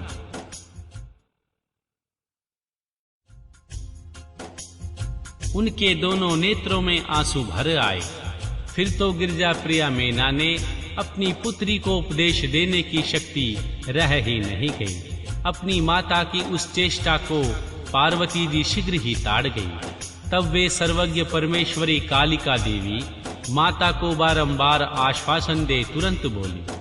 पार्वती ने कहा, माँ तुम बड़ी समझदार हो, मेरी यह बात सुनो। पिछली रात्रि के समय ब्रह्म मुहूर्त में मैंने एक स्वप्न देखा, उसे बताती हूँ। माताजी, स्वप्न में एक दयालु एवं तपस्वी ब्राह्मण ने मुझे शिव की प्रसन्नता के लिए उत्तम तपस्या करने का प्रसन्नता पूर्वक उपदेश दिया है। महर्षि नारद यह सुनकर मेनका ने शीघ्र अपने पति को बुलवाया और पुत्री के देखे हुए स्वप्न को पूर्णतः कह सुनाया। मेनका के मुख से पुत्री के स्वप्न को सुनकर गिरिराज हिमालय बड़े प्रसन्न हुए और अपनी प्रिय पत्नी को समझाते हुए बोले। गिरिराज ने कहा, प्रिय, पिछली रात में मैंने भी एक स्वप्न देखा है, मैं आदर पूर्वक उसे बताता हूँ, तुम प्रेम पूर्वक उसे सुनो। एक बड़े उत्तम तपस्वी थे, महर्षि नारद जी के वर जैसे लक्षण बताए गए थे। उन्हीं लक्षणों से युक्त शरीर को उन्होंने धारण कर रखा था। वे बड़ी प्रसन्नता के साथ मेरे नगर के निकट तपस्या करने के लिए आए। उन्हें देखकर मुझे बड़ा हर्ष हुआ और मैं अपनी पुत्री को साथ लेकर उनके पास गया। उस समय मुझे ज्ञात हुआ नारद जी के बताए हुए वर भगवान शंभु ये ही हैं। तब मैंने उन तपस्वी की सेवा के लिए अपनी पुत्री को उपदेश देकर उनसे प्रार्थना भी की कि वे इसकी सेवा स्वीकार करें, परंतु उस समय उन्होंने मेरी बात नहीं मानी। इतने ही में वहाँ संख्या और वेदांत के अनुसार बहुत बड़ा विवाद छिड़ गया। तदनंतर उनकी आज्ञा से मेरी बेटी वहीं रह गई और अपने हृदय में उन्हीं की कामना रखकर भक्ति पूर्वक उनकी स्तुति सेवा करने लगी। सुमुखी, यही मेरा देखा हुआ स्वप्न है जिसे मैंने तुम्हें बताया है। प्रिया, मैंने कुछ काल तक इस स्वप्न के फल की परीक्षा या प्रतीक्षा करनी चाहिए। समय यही उचित जान पड़ता है, तुम निश्चित समझो, यही मेरा विचार है। श्री ब्रह्मा जी कहते हैं, मुनीश्वर नारद, ऐसा कहकर गिरिराज हिमवान और मेनका का शुद्ध हृदय से उस स्वप्न के फल की परीक्षा एवं प्रतीक्षा करने लगे। देव ऋषि, शिव भक्त शिरोमणि भगवान शंकर का यश परम पावन मंगलकारी, भक्ति वर्धक और उत्तम है। तुम इसे आदर पूर्वक सुनो। दक्ष यज्ञ से अपने निवास स्थान कैलाश पर्वत पर आकर भगवान शंभु प्रिय विरह से कातर हो गए और प्राणों से भी अधिक प्यारी सती देवी का हृदय से चिंतन करने लगे। अपने पार्षदों को बुलाकर सती के लिए शोक करते हुए उनके प्रेम वर्धक गुणों का अत्यंत प्रीति पूर्वक वर्णन करने लगे। यह सब उन्होंने सांसारिक गति को दिखाने के लिए किया। फिर गृहस्थ आश्रम की सुंदर स्थिति तथा नीति रीति का परित्याग करके वे दिगंबर हो गए और सब लोकों में उत्तम गति की भांति भ्रमण करने लगे। लीला कुशल होने के कारण विराह की अवस्था का प्रदर्शन करने लगे। सती के विराह से दुखित हो कहीं भी उनका दर्शन न पाकर भक्त कल्याणकारी भगवान शंकर पुनः कैलाश गिरी पर लौट आए और मन को यत्न पूर्वक एकाग्र करके उन्होंने समाधि लगा ली, जो समस्त दुखों का नाश करने वाली है। समाधि में वे अविनाशी स्वरूप का दर्शन करने लगे। इस तरह तीनों गुणों से रहित हो वे भगवान शिव चिरकाल तक सुस्थिर भाव से समाधि लगाए बैठे रहे। वे प्रभु स्वयं ही माया के अधिपति निर्विकार पार ब्रह्म हैं। तदनंतर जब असंख्य वर्ष व्यतीत हो गए तब उन्होंने समाधि छोड़ी। इसके बाद तुरंत जो चरित्र हुआ उसे मैं तुम्हें बताता हूँ। भगवान शिव के ललाट से उस समय श्रम जनित पसीने की एक बूंद पृथ्वी पर गिरी और तत्काल एक शिशु के रूप में परिणित हो गई। मुने, उस बालक के 4 भुजाएं थी, शरीर की कांति लाल थी और आकार मनोहर था। दिव्य धुति से दीप्तिमान वह शोभाशाली बालक अत्यंत दुस्साह तेज से संपन्न था। तथापि उस समय लोकाचार पारायण परमेश्वर शिव के आगे वह साधारण शिशु की भांति रोने लगा। यह देख पृथ्वी भगवान शंकर से भयमान उत्तम बुद्धि से विचार करने के पश्चात सुंदरी स्त्री का रूप धारण करके वहीं प्रकट हो गई। उन्होंने सुंदर बालक को तुरंत उठाकर अपनी गोद में रख लिया। अपने ऊपर प्रकट होने वाले दूध को ही सतन्य के रूप में उसे पिलाने लगी। उन्होंने स्नेह से उनका मुंह चूमा और अपना ही बालकमान हंस हंस कर उसे खिलाने लगी। परमेश्वर शिव का हित साधन करने वाली पृथ्वी देवी सच्चे भाव से स्वयं उनकी माता बन गई। संसार की सृष्टि करने वाले परम कौतुकी एवं विद्वान अंतर्यामी शंभु यह चरित्र देखकर हंस पड़े और पृथ्वी को पहचान कर बोले, धारिणी तुम धन्य हो, मेरे इस पुत्र का प्रेम पूर्वक पालन करो। यह श्रेष्ठ शिशु महातेजस्वी शंभु के श्रम जल पसीने से ही तुम्हारे ऊपर उत्पन्न हुआ है। वसुधे, यह प्रियकारी बालक यद्यपि मेरे श्रम जल से प्रकट हुआ है, तथापि तुम्हारे नाम से ही तुम्हारे पुत्र के रूप में इसकी ख्याति होगी। यह सदा त्रिविध तपों से रहित होगा, अत्यंत गुणवान और भूमि देने वाला होगा। यह मुझे भी सुख प्रदान करेगा, तुम इसे अपनी रुचि के अनुसार ग्रहण करो। श्री ब्रह्मा जी कहते हैं, हे नारद, ऐसा कहकर भगवान शिव चुप हो गए। उनके हृदय से विरह का प्रभाव कुछ कम हो गया। उनमें विरह क्या था, वे लोकाचार का पालन कर रहे थे। वास्तव में सत्य पुरुषों के प्रिय श्री रुद्रदेव निर्विकार परमात्मा ही है। शिव की उपयुक्त आज्ञा को शिरोधार्य करके पुत्र सहित पृथ्वी देवी शीघ्र ही अपने स्थान को चली गई। उन्हें अत्यंतिक सुख मिला। वह बालक भौम नाम से प्रसिद्ध हो युवा होने पर तुरंत काशी चला गया और वहां उसने दीर्घ काल तक भगवान शंकर की सेवा की। विश्वनाथ जी की कृपा से ग्रह की पदवी पाकर वे भूमि कुमार शीघ्र ही श्रेष्ठ एवं दिव्य लोक में चले गए, जो शुक्र लोक से परे। अध्याय 9-10। भगवान शिव का गंगा अवतरण, तीर्थ में तपस्या के लिए आना, हिमवान द्वारा उनका स्वागत, पूजन और स्तवन तथा भगवान शिव की आज्ञा के अनुसार उनका उस स्थान पर दूसरों को न जाने देने की व्यवस्था करना। श्री ब्रह्मा जी कहते हैं, हे नारद, हिमवान की पुत्री लोक पूजित शक्ति स्वरूपा मां पार्वती हिमालय के घर में रहकर बढ़ने लगी। जब उनकी अवस्था 8 वर्ष की हो गई, तब देवी सती के विरह से कातर हुए शंभु को उनके जन्म का समाचार मिला। हे नारद, उस अद्भुत बालिका पार्वती को हृदय में रखकर वे मन ही मन बड़े आनंद का अनुभव करने लगे। इसी बीच में लौकिक गति का आश्रय ले शंभु ने अपने मन को एकाग्र करने के लिए तप करने का विचार किया। नंदी आदि कुछ शांत पार्षदों को ले वे हिमालय के उत्तम शिखर पर गंगा अवतरण नामक तीर्थ में चले आए, जहां पूर्व काल में ब्रह्म धाम से च्युत होकर समस्त पाप राशि का विनाश करने के लिए चली हुई परम पावनी गंगा पहले ही पहल भूतल पर अवतीर्ण हुई थी। जितेंद्रिय हर ने वहीं रहकर तपस्या आरंभ की। वे आलस्य रहित हो चेतन ज्ञान स्वरूप नित्य ज्योतिर्मय निरमय जगन्मय चिंतानंदमय स्वरूप द्वैतहीन तथा आश्रय रहित अपने आत्मभूत परमात्मा का एकाग्र भाव से चिंतन करने लगे। भगवान हर के ध्यान पारायण होने पर नंदी भृंगी आदि सब कुछ अन्य पार्षदगण भी ध्यान में तत्पर हो गए। उस समय कुछ ही प्रथम गण परमात्मा शंभु की सेवा करते थे। वे सब के सब मौन रहते थे और एक शब्द भी नहीं बोलते थे।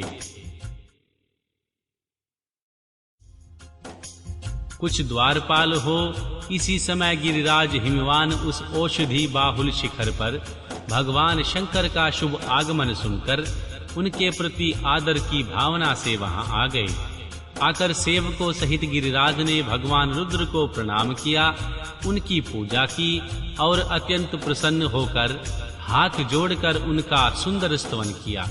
फिर हिमालय ने कहा, प्रभु, मेरे सौभाग्य का उदय हुआ है जो आप यहाँ पधारे हैं। आपने मुझे सनाथ कर दिया। क्यों ना हो, महात्माओं ने यह ठीक ही वर्णन किया है। आप दीन वत्सल हैं। आज मेरा जन्म सफल हो गया, आज मेरा जीवन सफल हुआ और आज मेरा सब कुछ सफल हो गया, क्योंकि आपने यहाँ आकर जो कष्ट उठाया है महेश्वर, आप मुझे अपना दास समझकर शांत भाव से मुझे सेवा के लिए आज्ञा दीजिए। मैं बड़ी प्रसन्नता से अनन्यचित होकर आपकी सेवा करूंगा। श्री ब्रह्मा जी कहते हैं, हे नारद, गिरिराज का यह वचन सुनकर महेश्वर ने किंचित आंखें खोली और सेवकों सहित हिमवान को देखकर सेवकों सहित गिरिराज को उपस्थित देख ध्यान योग में स्थित हुए जगदीश्वर वृषभध्वज ने मुस्कुराते हुए कहा। महेश्वर बोले, शैलराज, मैं तुम्हारे शिखर पर एकांत में तपस्या करने के लिए आया हूँ। तुम ऐसा प्रबंध करो जिससे मेरे निकट कोई न आ सके। तुम महात्मा हो, तपस्या के धाम हो तथा मुनियों, देवताओं, राक्षसों और अन्य महात्माओं को भी सदा आश्रय देने वाले हो। द्विज आदि का तुम्हारे ऊपर सदा ही निवास रहता है। तुम गंगा से अभिषिक्त होकर सदा के लिए पवित्र हो गए हो। दूसरों का उपकार करने वाले संपूर्ण पर्वतों के सामर्थ्यशाली राजा हो। गिरिराज, मैं यहाँ गंगा अवतरण स्थल में तुम्हारे आश्रित होकर आत्मसंयक पूर्वक बड़ी प्रसन्नता के साथ तपस्या करूंगा। शैलराज गिरिश्रेष्ठ, जिस साधन से यहाँ मेरी तपस्या बिना किसी विघ्न बाधा के चालू रह सके, उसे इस समय प्रयत्न पूर्वक करो। पर्वत प्रवर, मेरी यही सबसे बड़ी सेवा है। तुम अपने घर जाओ और मैंने जो कुछ कहा है उसका उत्तम फल से प्रीति पूर्वक प्रबंध करो। श्री ब्रह्मा जी कहते हैं, हे नारद, ऐसा कहकर सृष्टिकर्ता जगदीश्वर भगवान शंभु चुप हो गए। उस समय गिरिराज ने शंभु से प्रेम पूर्वक यह बात कही, जगन्नाथ परमेश्वर, आज मैंने अपने प्रदेश में स्थित हुए आपका स्वागत पूर्वक पूजन किया है। यही मेरे लिए महान सौभाग्य की बात है। अब आपसे और क्या प्रार्थना करूं महेश्वर। कितने ही देवता बड़े बड़े यत्न का आश्रय ले महान तप करके भी आपको नहीं पाते। वे ही आप यहाँ स्वयं उपस्थित हो गए। मुझसे बढ़कर श्रेष्ठ सौभाग्यशाली और पुण्य आत्मा दूसरा कोई नहीं, क्योंकि आप मेरे पृष्ठभाग पर तपस्या के लिए उपस्थित हुए हैं। परमेश्वर, आज मैं अपने को देवराज इंद्र से भी अधिक भाग्यवान मानता हूँ, क्योंकि सेवकों सहित आपने यहाँ आकर मुझे अनुग्रह का भागी बना दिया। देवेश, आप स्वतंत्र हैं, यहाँ बिना किसी विघ्न बाधा के उत्तम तपस्या कीजिए। प्रभो, मैं आपका दास हूँ, अतः सदा आपकी आज्ञा के अनुसार सेवा करूँगा। श्री ब्रह्मा जी कहते हैं, हे नारद, ऐसा कहकर गिरिराज हिमालय तुरंत अपने घर को लौट आए। उन्होंने अपनी प्रिया मैना को बड़े आदर से वह सारा वृतांत कह सुनाया। तत्पश्चात शैलराज ने साथ जाने वाले परिजनों तथा समस्त सेवक गणों को बुलाकर उन्हें ठीक ठाक समझाया। हिमालय बोले, आज से कोई भी गंगा अवतरण नामक स्थान में, जो मेरे पृष्ठभाग में ही है, मेरी आज्ञा मानकर न जाए। मैं यह सच्ची बात कहता हूँ, यदि कोई वहां जाएगा तो उस महादुष्ट को मैं विशेष दंड दूंगा। मुने, इस प्रकार अपने समस्त गणों को शीघ्र ही नियंत्रित करके हिमवान ने विघ्न निवारण के लिए जो सुंदर प्रयत्न किया वह तुम्हें बताता हूँ, ध्यान पूर्वक सुनो। अध्याय 11। हिमवान का मां पार्वती को भगवान शिव की सेवा में रखने के लिए उनसे आज्ञा मांगना और शिव का कारण बताते हुए इस प्रस्ताव को अस्वीकार कर देना। श्री ब्रह्मा जी कहते हैं, हे नारद, तदनंतर शैलराज हिमालय उत्तम फल पुष्प लेकर अपनी पुत्री के साथ हर्ष पूर्वक भगवान हर के समीप गए। वहां जाकर उन्होंने ध्यान पारायण त्रिलोकनाथ भगवान शिव को प्रणाम किया और अपनी अद्भुत कन्या काली को हृदय से उनकी सेवा में अर्पित कर दिया। फल फूल आदि सारी सामग्री उनके सामने रखकर पुत्री को आगे करके शैलराज ने शंभु से कहा, भगवान, मेरी पुत्री आप भगवान चंद्रशेखर की सेवा के लिए उत्सुक है, अतः आपकी आराधन की इच्छा से मैं इसको साथ ले आया हूँ। यह अपनी 2 सखियों के साथ सदा आप शंकर की ही सेवा में लगी रहती है। यदि आपका मुझ पर अनुग्रह है तो इस कन्या को सेवा के लिए आज्ञा दीजिए। तब भगवान शंकर ने उस परम मनोहर करुणा रूपिणी कन्या को देखकर आंखें मूंद ली और अपने त्रिगुणातीत अविनाशी परम तत्व में उत्तम रूप का ध्यान आरंभ किया। उस समय सर्वेश्वर एवं सर्वव्यापी जटाजूटधारी वेदांत वेद चंद्रकला विभूषण शंभु उत्तम आसन पर बैठकर नेत्र बंद किए तप और ध्यान में लगे रहे। यह देखकर हिमाचल ने मस्तक झुकाकर पुनः उनके चरणों में प्रणाम किया। यद्यपि उनके हृदय से दीनता नहीं दिखती थी, तो भी वे उस समय इस संशय में पड़ गए, न जाने भगवान मेरी प्रार्थना स्वीकार करेंगे या नहीं। वक्ताओं में श्रेष्ठ गिरिराज हिमवान ने जगत के एकमात्र बंधु भगवान शिव से इस प्रकार कहा। हिमालय बोले, देवादिदेव महादेव, करुणा सागर शंकर प्रभो, मैं आपकी शरण में आया हूँ, आंखें खोलकर मेरी ओर देखिए। हे शिव, सर्व महेशान, जगत को आनंद प्रदान करने वाले प्रभु महादेव जी, आप संपूर्ण आपत्तियों का निवारण करने वाले हैं। मैं आपको प्रणाम करता हूँ। स्वामिन प्रभो, मैं अपनी इस पुत्री के साथ प्रतिदिन आपका दर्शन करने के लिए आऊंगा, इसके लिए मुझे आदेश दीजिए। उनकी यह बात सुनकर देवादिदेव महेश्वर ने आंखें खोलकर ध्यान छोड़ दिया और कुछ सोच विचार कर कहा। महेश्वर बोले, गिरिराज, तुम अपनी इस कुमारी कन्या को घर में रखकर ही नित्य मेरे दर्शन को आ सकते हो, अन्यथा मेरा दर्शन नहीं हो सकता। महेश्वर की ऐसी बात सुनकर शिवा के पिता हिमवान मस्तक झुकाकर उन भगवान शिव से बोले, प्रभु यह तो बताइए, किस कारण से मैं इस कन्या के साथ आपके दर्शन के लिए नहीं आ सकता? क्या यह कन्या आपकी सेवा के योग्य नहीं है? फिर इसे नहीं लाने का क्या कारण है? यह मेरी समझ में नहीं आता। यह सुनकर भगवान वृषभध्वज शंभु हंसने लगे और विशेषतः दुष्ट योगियों को लोकाचार का दर्शन कराते हुए वे हिमालय से बोले, शैलराज, यह कुमारी सुंदर कटी प्रदेश से सुशोभित, चंद्रमुखी और शुभ लक्षणों से संपन्न है, इसलिए इसे मेरे समीप तुम्हें नहीं लाना चाहिए। इसके लिए मैं तुम्हें बारंबार रोकता हूँ। वेद के पारंगत विद्वानों ने नारी को माया रूपिणी कहा है।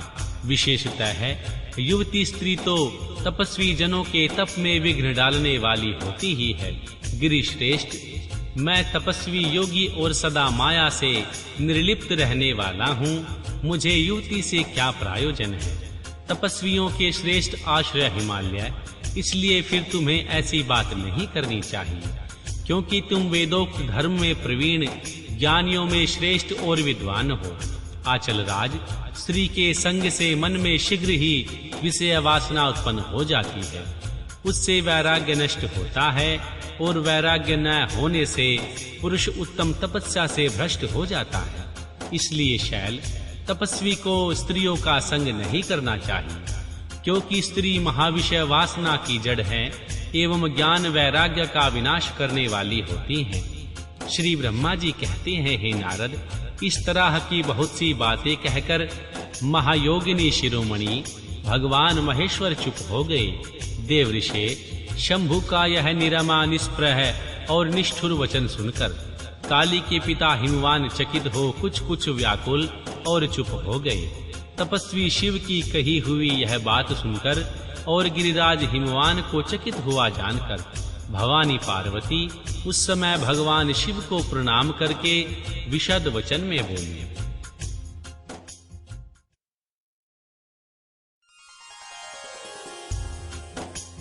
अध्याय 12 देवी पार्वती और भगवान शिव का दार्शनिक संवाद।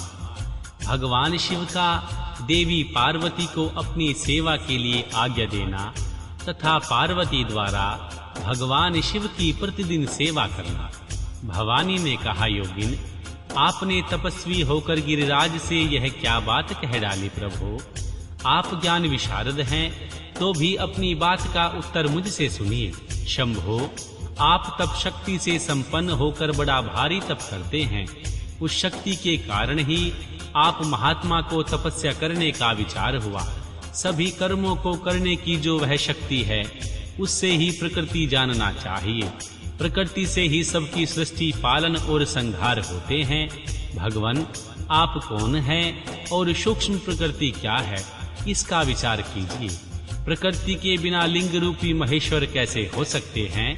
आप सदा प्राणियों के लिए जो अर्चनीय, वंदनीय और चिंतनीय हैं, वह प्रकृति के ही कारण हैं। इस बात को हृदय से विचार कर ही आपको जो कहना हो वह सब कहिए। श्री ब्रह्मा जी कहते हैं, हे नारद, देवी पार्वती जी के इस वचन को सुनकर महती लीला करने में लगे हुए प्रसन्नचित महेश्वर हंसते हुए बोले। महेश्वर ने कहा, मैं उत्कृष्ट तपस्या द्वारा ही प्रकृति का नाश करता हूँ और तत्वत प्रकृति रहित शंभु के रूप में स्थित होता हूँ। अतः सत्पुरुषों को कभी या कहीं प्रकृति का संग्रह नहीं करना चाहिए। लोकाचार से दूर हो एवं निर्विकार रहना चाहिए। महर्षि नारद, जब शंभु ने लौकिक व्यवहार के अनुसार यह बात कही, तब काली मन ही मन हंसने लगी और मधुर वाणी में बोली। काली ने कहा, कल्याणकारी प्रभु, योगिन, आपने जो बात कही है, क्या वह वाणी प्रकृति नहीं है? फिर आप उससे परे क्यों नहीं हो गए? फिर क्यों प्रकृति का सहारा लेकर बोलने लगे? इन सब बातों को विचार करके तात्विक दृष्टि से जो यथार्थ बात हो उसी को कहना चाहिए। यह सब कुछ सदा प्रकृति से बंधा हुआ है, इसलिए आपको न तो बोलना चाहिए और न कुछ करना ही चाहिए, क्योंकि कहना और करना सब व्यवहार प्राकृत ही है। आप अपनी बुद्धि से इसको समझिए। आप जो कुछ सुनते, खाते और देखते और करते हैं, वह सब कुछ प्रकृति का ही कार्य है। झूठे वाद विवाद करना व्यर्थ है। प्रभो, यदि आप प्रकृति से परे हैं तो इस समय इस हिमवान पर्वत पर आप तपस्या किस लिए कर रहे हैं? हर प्रकृति ने आपको निगल लिया है, अतः आप अपने स्वरूप को नहीं जानते।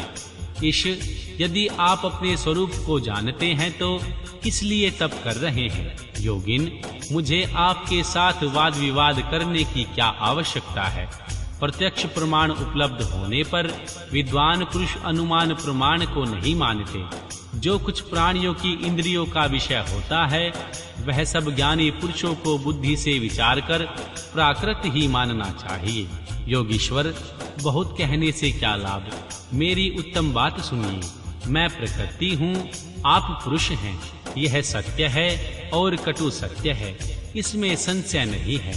मेरे अनुग्रह से ही आप सगुण और साकार माने गए हैं। मेरे बिना तो आप निरीह हैं, कुछ भी नहीं कर सकते। आप जितेंद्रिय होने पर भी प्रकृति के अधीन हो सदा नाना प्रकार के कर्म करते रहते हैं। फिर निर्विकार कैसे हैं और मुझसे लिप्त कैसे नहीं हैं? शंकर, यदि आप प्रकृति से परे हैं और यदि आपका यह कथन सत्य है तो आपको मेरे समीप रहने पर भी डरना नहीं चाहिए। श्री ब्रह्मा जी कहते हैं, देवी पार्वती का यह सांख्य शास्त्र के अनुसार कहा हुआ वचन सुनकर भगवान शिव वेदांत मंत्र में स्थित हो उनसे यूं बोले। श्री शिव ने कहा, सुंदर भाषण करने वाली गिरजे, यदि तुम संख्य मत को धारण करके ऐसी बात कहती हो तो प्रतिदिन मेरी सेवा करो, परंतु वह सेवा शास्त्र निषिद्ध नहीं होनी चाहिए। गिरिजा ने ऐसा कहकर भक्तों पर अनुग्रह और उनका मनोरंजन करने वाले भगवान शिव हिमवान से बोले। शिव ने कहा, गिरिराज, मैं यही तुम्हारे अत्यंत रमणीय श्रेष्ठ शिखर की भूमि पर उत्तम तपस्या अपने आनंदमय परमार्थ स्वरूप का विचार करता हुआ विचरूंगा। पर्वतराज, आप मुझे यहाँ तपस्या करने की अनुमति दें। आपकी अनुआज्ञा के बिना कोई तप नहीं किया जा सकता। देवादिदेव शूलधारी भगवान शिव का यह कथन सुनकर हिमवान ने उन्हें प्रणाम करके कहा, महादेव, देवता, असुर और मनुष्यों सहित संपूर्ण जगत तो आपका ही है। मैं तुच्छ होकर आपसे क्या कहूँ? श्री ब्रह्मा जी कहते हैं, हे नारद, गिरिराज हिमवान के ऐसा कहने पर लोक कल्याणकारी भगवान शंकर हंस पड़े और आदर पूर्वक उनसे बोले, अब तुम जाओ। शंकर की आज्ञा पाकर हिमवान अपने घर लौट गए। वे गिरजा के साथ प्रतिदिन उनके दर्शन के लिए आते थे। काली अपने पिता के बिना भी दोनों सखियों के साथ नित्य शंकर जी के पास जाती और भक्ति पूर्वक उनकी सेवा में लगी रहती। नंदीश्वर आदि कोई भी गण उन्हें नहीं रोकता था। तात महेश्वर के आदेश से ही ऐसा होता था। प्रत्येक गण पवित्रता पूर्वक रहकर उनकी आज्ञा का पालन करता था। जो विचार करने से परस्पर अभिन्न सिद्ध होते हैं, उन्हीं शिवा और शिव ने संख्य और वेदांत मत में स्थित हो जो कल्याणदायक संवाद किया, वह सर्वदा सुख देने वाला है। वह संवाद मैंने यहाँ कह सुनाया है। इंद्रियातीत भगवान शंकर ने गिरिराज के कहने से उनका गौरव मानकर उनकी पुत्री को अपने पास रहकर सेवा करने के लिए स्वीकार कर लिया। काली अपनी दो सखियों के साथ चंद्रशेखर महादेव जी की सेवा के लिए प्रतिदिन आती जाती रहती थी। वे भगवान शंकर के चरण धोकर उस चरणामृत का पान करती थी। आग से तपाकर शुद्ध किए हुए वस्त्र से अथवा गर्म जल से धोए हुए वस्त्र के द्वारा उनके शरीर का मार्जन करती थी। उसे मलती पहुँचती थी। फिर 16 उपचारों से विधिवत हर की पूजा करके बारंबार उनके चरणों में प्रणाम करने के पश्चात प्रतिदिन पिता के घर लौट आती रही। मुनि श्रेष्ठ, इस प्रकार ध्यान पारायण शंकर की सेवा में लगी हुई शिवा का महान समय व्यतीत हो गया, तो भी वे अपनी इंद्रियों को संयम में रखकर पूर्ववत उनकी सेवा करती रही। महादेव जी ने जब भी उन्हें अपनी सेवा में नित्य तत्पर देखा, तब वे दया से द्रवित हो उठे और इस प्रकार विचार करने लगे, यह काली जब तपश्चर्या व्रत करेगी और इसे गर्व का बीज नहीं रह जाएगा, तभी मैं इसका पानी ग्रहण करूंगा। ऐसा विचार करके महालीला करने वाले महायोगीश्वर भगवान भूतनाथ तत्काल ध्यान में स्थित हो गए। मुने, परमात्मा शिव जब ध्यान में लग गए, तब उनके हृदय में दूसरी कोई चिंता नहीं रह गई। काली प्रतिदिन महात्मा शिव के रूप का निरंतर चिंतन करती हुई उत्तम भक्ति भाव से उनकी सेवा में लगी रहती। ध्यान पारायण भगवान हर शुद्ध भाव से वहां रहती हुई काली को नित्य देखते थे, फिर भी पूर्व चिंता को भुलाकर उन्हें देखते हुए भी नहीं देखते थे। इसी बीच में इंद्र आदि देवताओं तथा मुनियों ने श्री ब्रह्मा जी की आज्ञा से कामदेव को वहां आदर पूर्वक भेजा। वे काम की प्रेरणा से काली का रुद्र के साथ संयोग कराना चाहते थे। उनके ऐसा करने में कारण यह था कि पराक्रमी तारकासुर से वे बहुत पीड़ित थे और शंकर जी से किसी महान बलवान पुत्र की उत्पत्ति चाहते थे। कामदेव ने वहां पहुंचकर अपने सब उपायों का प्रयोग किया, परंतु महादेव जी के मन में तनिक भी क्षोभ नहीं हुआ। उल्टे उन्होंने कामदेव को जलाकर भस्म कर दिया। मुने, तब देवी सती पार्वती ने भी गर्व रहित हो उनकी आज्ञा से बहुत बड़ी तपस्या करके भगवान शिव को पति रूप में प्राप्त किया। फिर वे देवी पार्वती और परमेश्वर परस्पर अत्यंत प्रेम से और प्रसन्नता पूर्वक रहने लगे। उन दोनों ने परोपकार में तत्पर रहकर देवताओं का महान कार्य सिद्ध किया।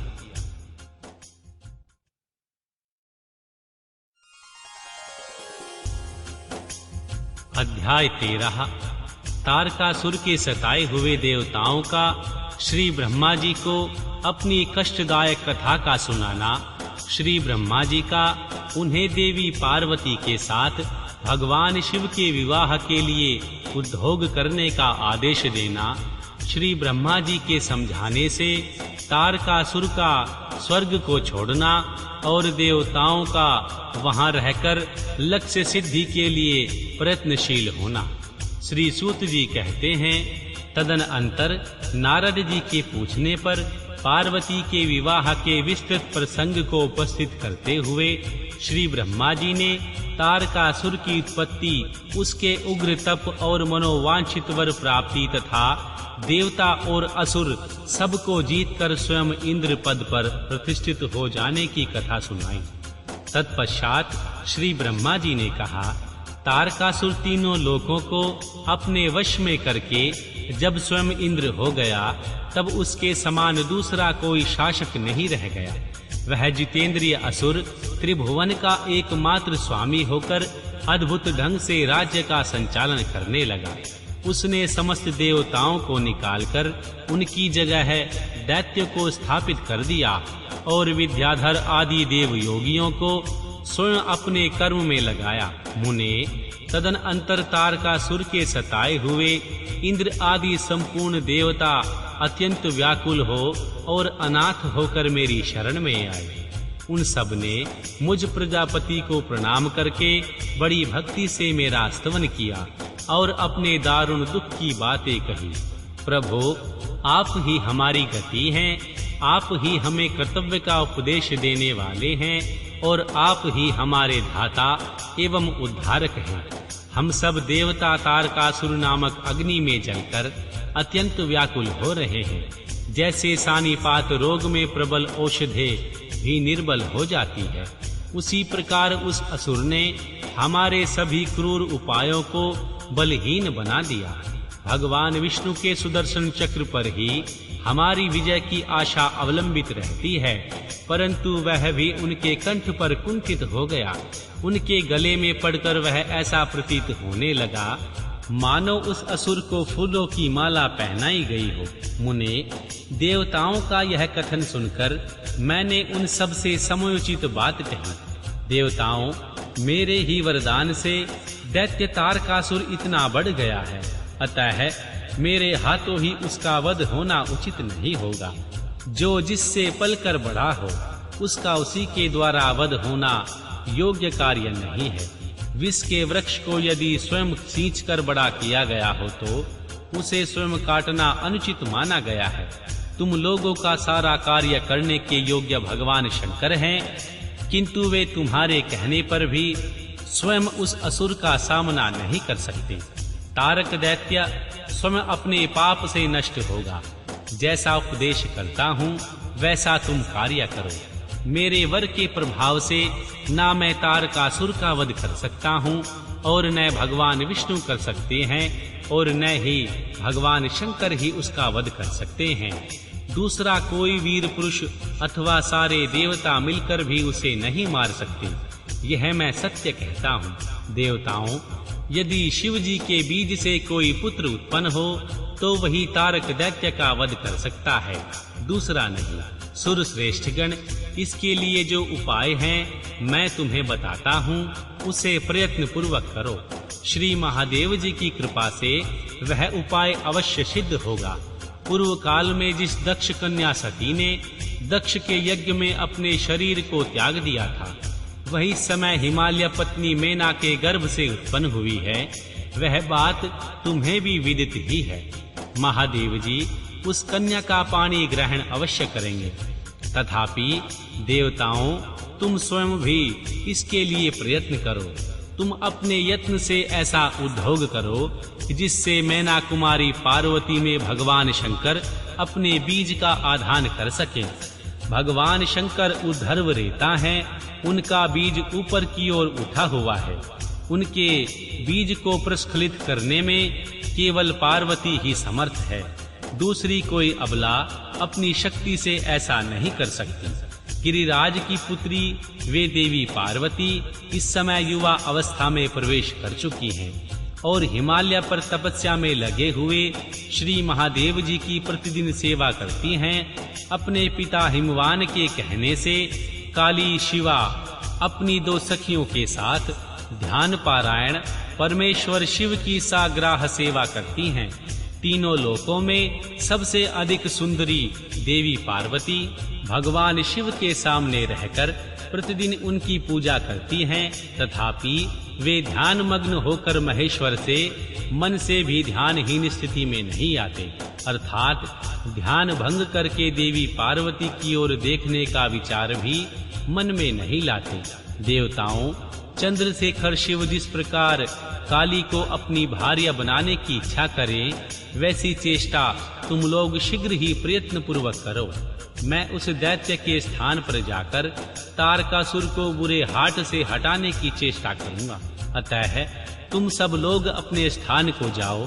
महर्षि नारद, देवताओं से ऐसा कहकर मैं शीघ्र ही तारकासुर से मिला और बड़े प्रेम से बुलाकर मैंने उससे इस प्रकार कहा, तारक, यह स्वर्ग हमारे तेज का सारत्व है, परंतु तुम यहाँ के राज्य का पालन कर रहे हो, जिसके लिए तुमने उत्तम तपस्या की है, उससे अधिक चाहने लगे हो।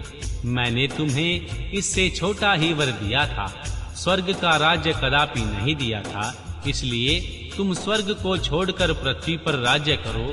सुरश्रेष्ठ देवताओं के योग्य जितने भी कार्य हैं, वे सब तुम्हें वहीं सुलभ होंगे, इसमें अन्यथा विचार करने की आवश्यकता नहीं है। ऐसा कहकर उस असुर को समझाने के बाद मैं शिवा और भगवान शिव का स्मरण कर वहां से अदृश्य हो गया। तारकासुर भी स्वर्ग को छोड़कर पृथ्वी पर आ गया और शोषितपुर में रहकर वह राज्य करने लगा। फिर सब देवता भी मेरी बात सुनकर मुझे प्रणाम करके इंद्र के साथ प्रसन्नता पूर्वक बड़ी सावधानी के साथ इंद्रलोक में गए। वहां जाकर परस्पर मिलकर आपस में सलाह करके वे सब देवता इंद्र से प्रेम पूर्वक बोले, भगवान शिव की शिवा में जैसे भी काम मूलक रुचि हो, वैसा ही श्री ब्रह्मा जी का बताया हुआ सारा प्रयत्न आपको करना चाहिए।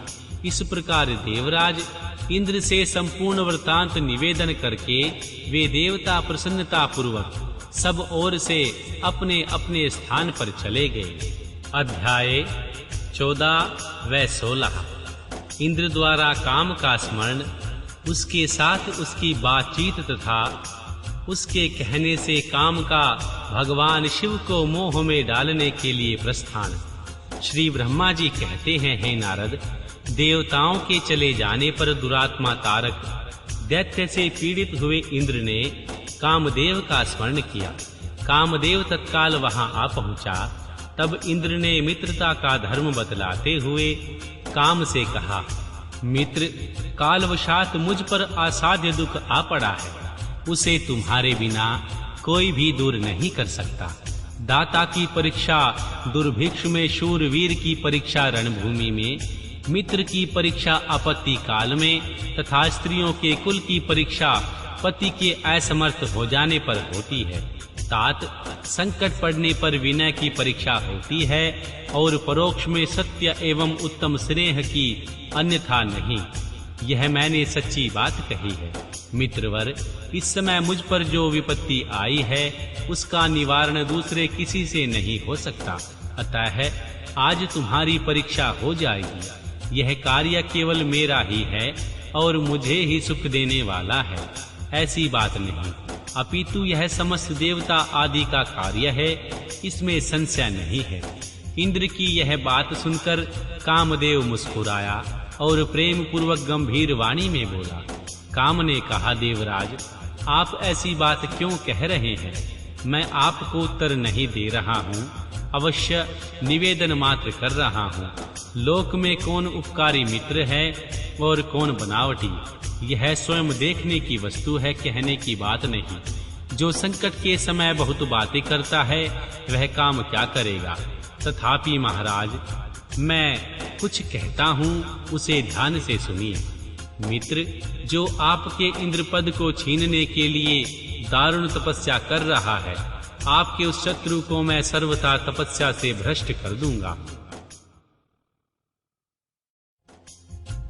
जो काम जिससे पूरा हो सके, बुद्धिमान पुरुष उसे उसी काम में लगाएं। मेरे योग्य जो कार्य हो वह सब आप मेरे जिम्मे कीजिए। ब्रह्मा जी कहते हैं, कामदेव का यह कथन सुनकर इंद्र बड़े प्रसन्न हुए।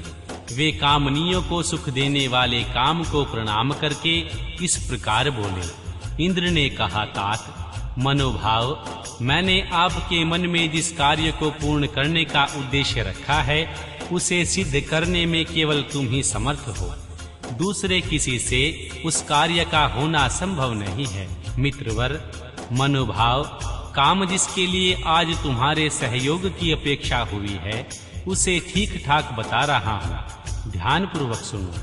तारक नाम से प्रसिद्ध जो महान दैत्य है वह श्री ब्रह्मा जी का अद्भुत वर पाकर अजेय हो गया है और सभी को दुख दे रहा है। वह सारे संसार को पीड़ा दे रहा है, उसके द्वारा बारंबार धर्म का नाश हुआ है। उससे सब देवता और समस्त ऋषि दुखी हुए हैं। संपूर्ण देवताओं ने पहले उसके साथ अपनी पूरी शक्ति लगाकर युद्ध किया था, परंतु उसके ऊपर सबके अस्त्र शस्त्र निष्फल हो गए। जल के स्वामी वरुण का पाश टूट गया, श्री हरि का सुदर्शन चक्र भी वहां सफल नहीं हुआ। श्री विष्णु ने उसके कंठ पर चक्र चलाया, किंतु वह वहां कुंठित हो गया। श्री ब्रह्मा जी ने महायोगीश्वर भगवान शंभु के बीज से उत्पन्न हुए बालक के हाथ से इस दुरात्मा दैत्य की मृत्यु बताई है। यह कार्य तुम्हें अच्छी तरह और प्रयत्न पूर्वक करना है। मित्रवर, उसके हो जाने से हम सब देवताओं को बड़ा सुख मिलेगा। भगवान शंभु गिरिराज हिमालय पर उत्तम तपस्या में लगे हैं। वे हमारे भी प्रभु हैं, कामना के वश में नहीं हैं, स्वतंत्र परमेश्वर हैं। मैंने सुना है कि गिरिजानंदिनी देवी पार्वती पिता की आज्ञा पाकर अपनी 2 सखियों के साथ उनके समीप रहकर उनकी सेवा में तत्पर रहती है। उनका यह प्रयत्न श्री महादेव जी को पति रूप में प्राप्त करने के लिए ही है, परंतु भगवान शिव अपने मन को संयम नियम से वश में रखते हैं। मार जिस तरह भी हो, उनकी पार्वती में अत्यंत रुचि हो जाए, तुम्हें वैसा ही प्रयत्न करना चाहिए। यही कार्य करके तुम कृतार्थ हो जाओगे और हमारा सारा दुख नष्ट हो जाएगा। इतना ही नहीं, लोक में तुम्हारा स्थायी प्रताप फैल जाएगा। श्री ब्रह्मा जी कहते हैं, हे नारद, इंद्र के ऐसा कहने पर कामदेव का मुखारबिंद प्रसन्नता से खिल उठा। उसने देवराज से प्रसन्नता पूर्वक कहा, मैं इस कार्य को करूंगा, इसमें संशय नहीं है। ऐसा कहकर भगवान शिव की माया से मोहित हुए कामदेव ने उस कार्य के लिए स्वीकृति दे दी और शीघ्र ही उनका भार ले लिया। वह अपनी पत्नी रति और वसंत को साथ ले बड़ी प्रसन्नता के साथ उस स्थान पर गया जहां साक्षात योगीश्वर शिव उत्तम तपस्या कर रहे थे।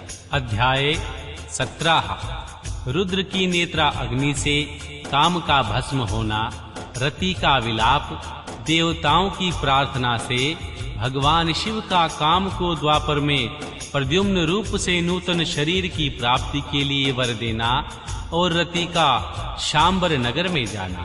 श्री ब्रह्मा जी कहते हैं, हे मुने, काम अपने साथी वसंत आदि को लेकर वहां पहुंचा। उसने भगवान शिव पर अपने बाण चलाए।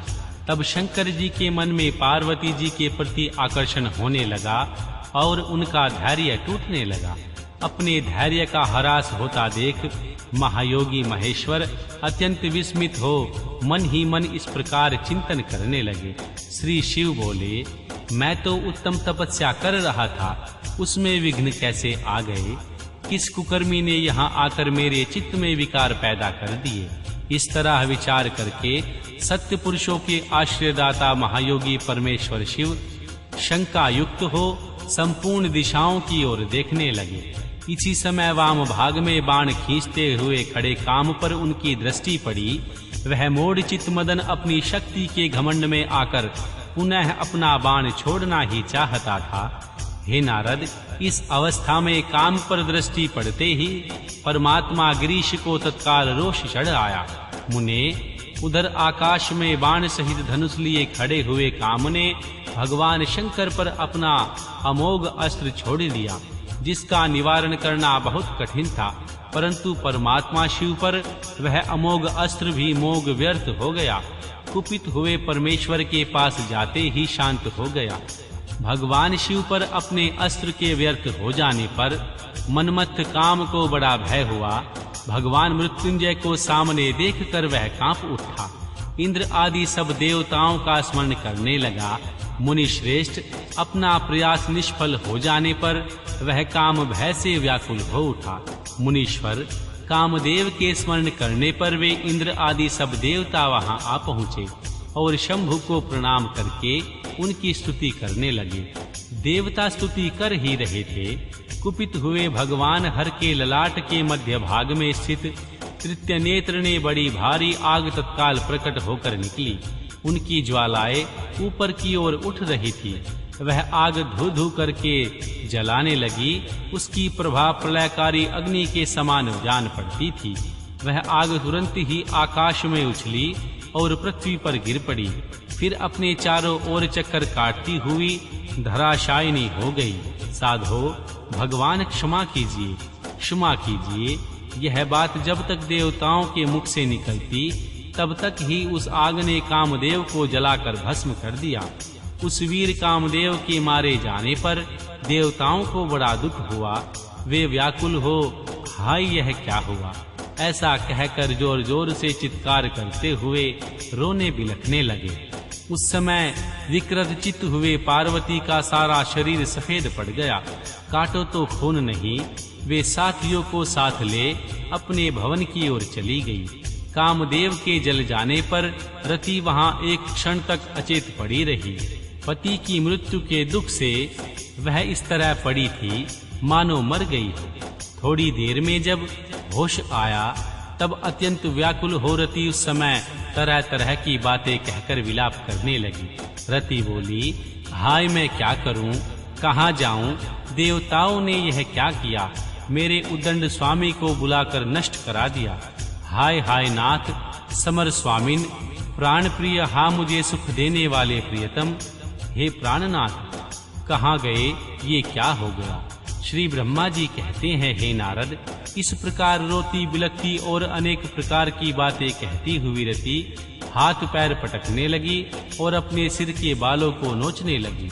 उस समय उसका विलाप सुनकर वहां रहने वाले समस्त वनवासी जीव तथा वृक्ष आदि स्थावर प्राणी भी बहुत दुखी हुए।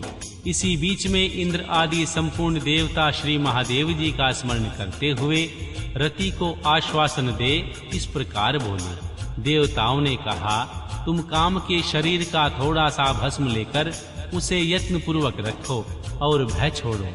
हम सब के स्वामी श्री महादेव जी कामदेव को पुनः जीवित कर देंगे और तुम फिर अपने प्रीतम को प्राप्त कर लोगी। कोई किसी को न तो सुख देने वाला है और न कोई किसी को दुख देने वाला।